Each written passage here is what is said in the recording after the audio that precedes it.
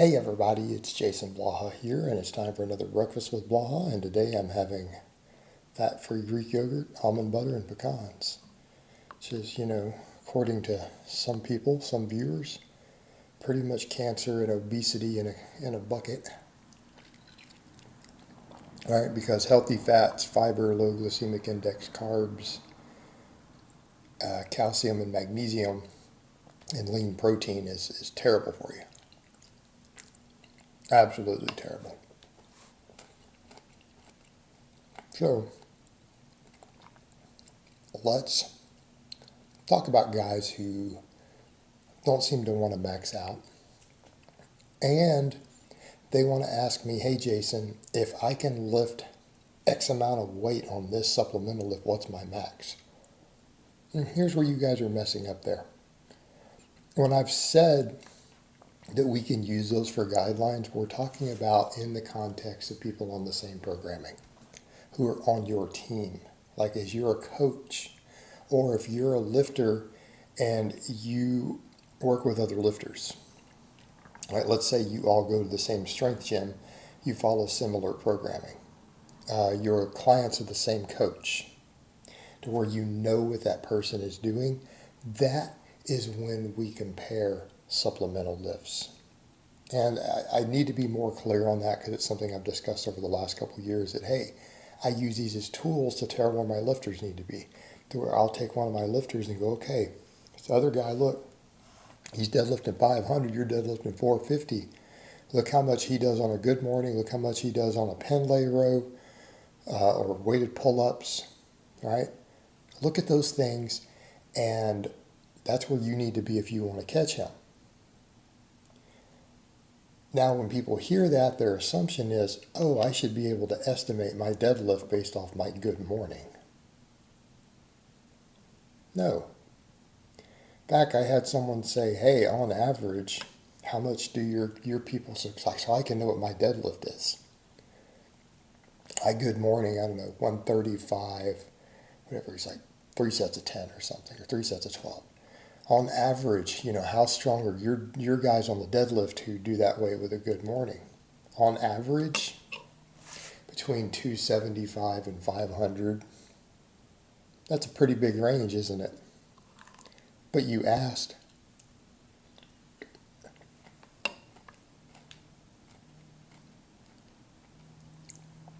I've had 2 clients who deadlift very similar numbers, mid to low 500s on sumo and conventional both. Right? They have both, at this point, hit more than 500 on both variations.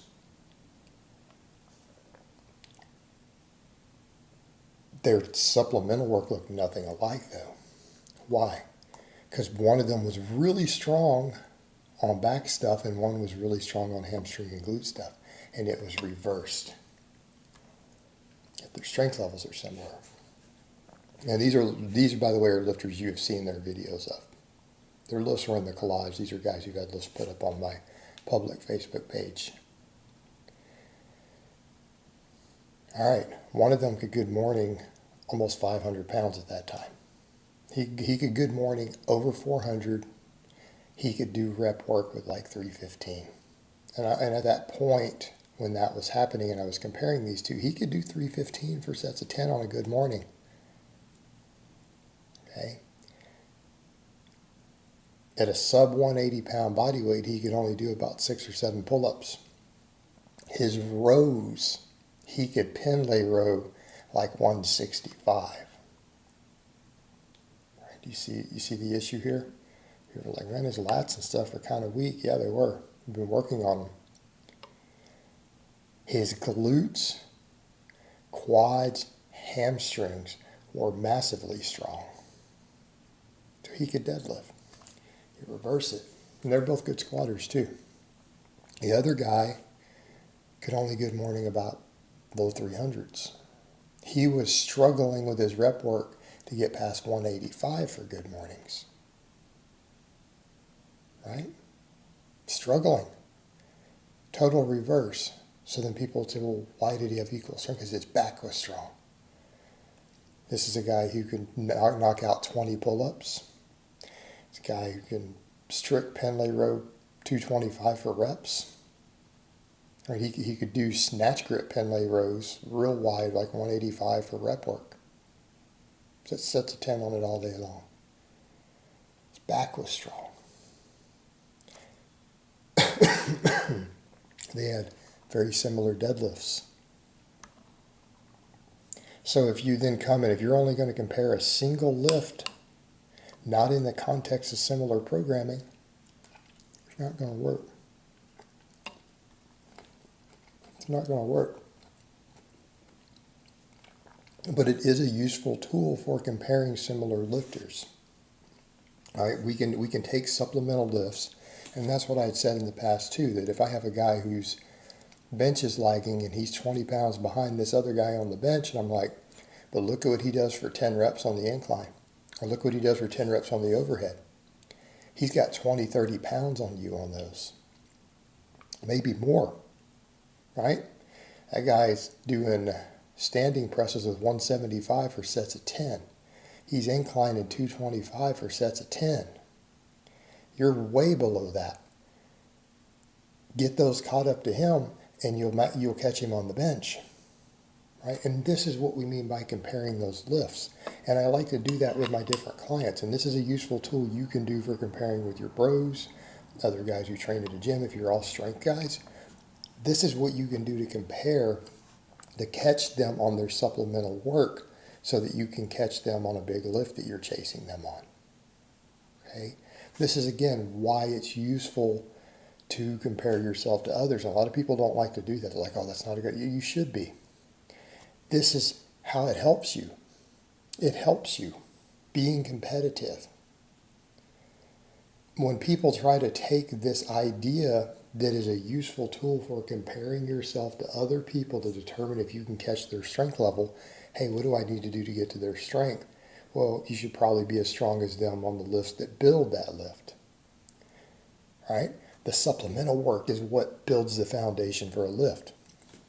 And if they're stronger than us on their accessory and supplemental work, that's usually the key to catching that person. But when you take that concept and then you go only to compare to yourself and go, well, if I can good morning this much, how much should my max deadlift be? You can't determine it that way. It's not going to work. What I'm talking about is catching them on all of their supplemental lifts. In other words, if they're using the incline and overhead press because they're weak at the bottom of the bench, and those will help get you out of the bottom, to build theirs, and you're weak out of the bottom and they're 20 pounds stronger than you, you need to get those caught up to them, whatever those numbers happen to be. But these are not intended to be compared to yourself. And if you want to know what your max is, test it. It's not that hard. Quit being fucking pussies who are scared to max out. Okay? That has no place in strength training. That's a weak mindset. Lose it. All right, guys, but that's really all I have to say on that today. I hope it's been informative, and I will talk to you guys next time.